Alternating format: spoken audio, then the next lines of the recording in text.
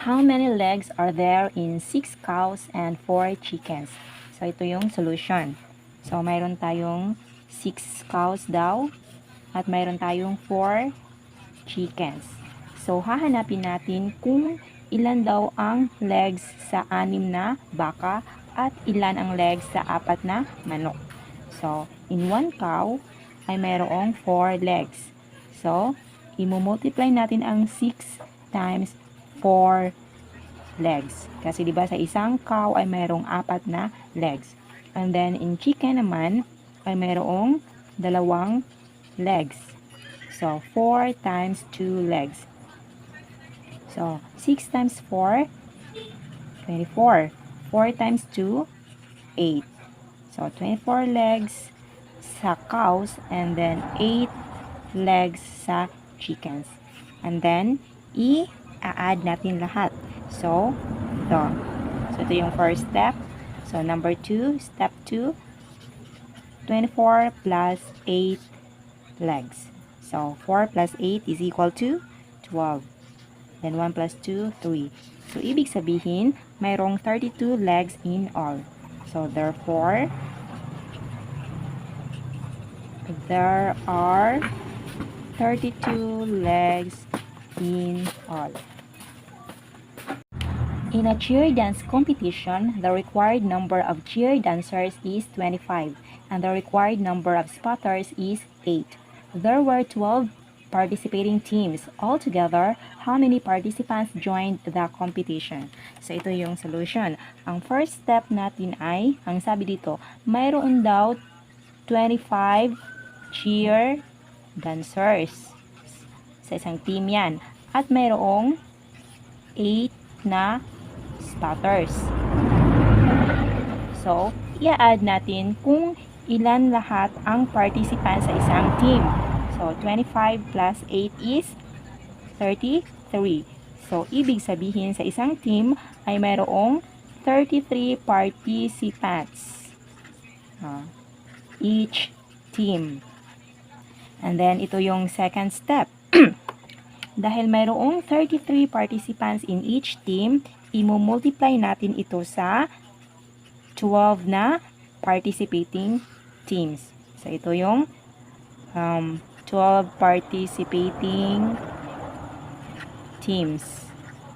Then, ito yung participants each team. So, i-multiply natin.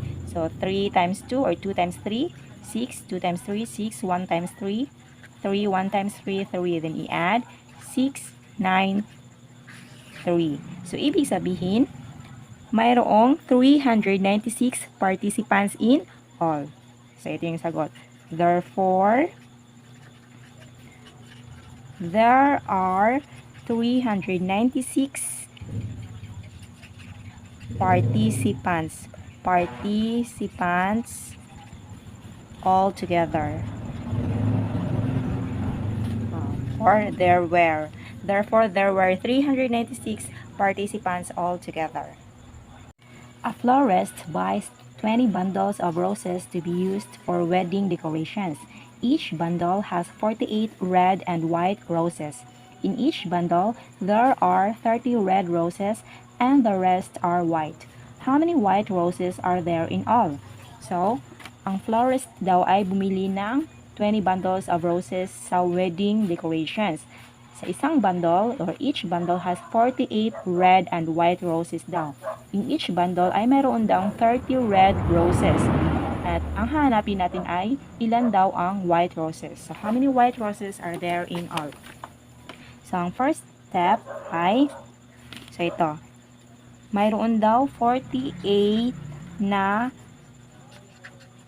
total roses per bundle. So, ayan. 48 red and white roses. So, and then, mayroon daw 30 red roses. Ito ang red roses. At ang hahanapin natin ay sabi, the rest are white. So, ang gagawin natin, hahanapin muna natin kung ilan ang white rose or white roses sa isang bundle. So, 48 minus 30. So, 8, 1. So, ibig sabihin, in one bundle ay mayroong 18 white roses. So, mayroon na tayong step 1. So, dito naman tayo sa step 2. So, mayroong 18 white roses sa isang bundles. Pero, ang sabi dito, ang florist ay bumili ng 20 bundles daw. So, i-multiply natin ang 18 na white roses sa isang bundle sa 20. So, ayan. So, 0 times 8, 0 times 1, 2 times 8, 2 times 1, 2 plus 1, 3. So, 0, 6, 3. So, ibig sabihin ay mayroong 360 white roses in all. So, therefore, there are 360 white roses in all. Therefore, there are 360 white roses in all. A 2-day musical event sold 1,000 tickets on the first day and 935 tickets on the second day. If each ticket costs 700 pesos, how much does the musical event earn from the ticket sales? So, ito yung una nating gagawin. So, sa unang araw daw ay mayroon silang sold na 1,000 tickets. Ito yung first day.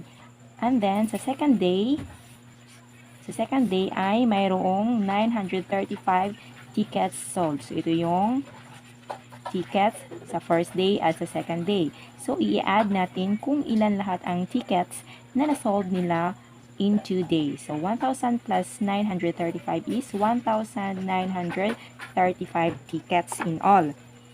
And then, ito yung step 2. I-multiply natin ang lahat ng na-sold na tickets sa cost. So, magkano ang isang ticket? Sabi dito, 700 pesos. So, 1,935 tickets lahat times 700. So, 1, 2, isa-isahin natin. So, 0 times 5, 0, 0 times 3, 0 times 9, 0 times 1, 0 times 5, 0 times 3, 0 times 9, 0 times 1, 7 times 5, 35, 7 times 3, 21, plus 3, 24, 7 times 9, 63, plus 2, 65, 7 times 1, 7, plus 6, 13. Then, i-add natin. So, 0, 0, 5, 4, 5, 3, 1. 1, 2, 3, 1, 2, 3. So, ibig sabihin, mayroon silang kita na 1,354,500 pesos sa loob ng 2 araw na musical event. So, ito yung sagot. So, therefore, the musical event earns 1,354,500 pesos from the ticket sales.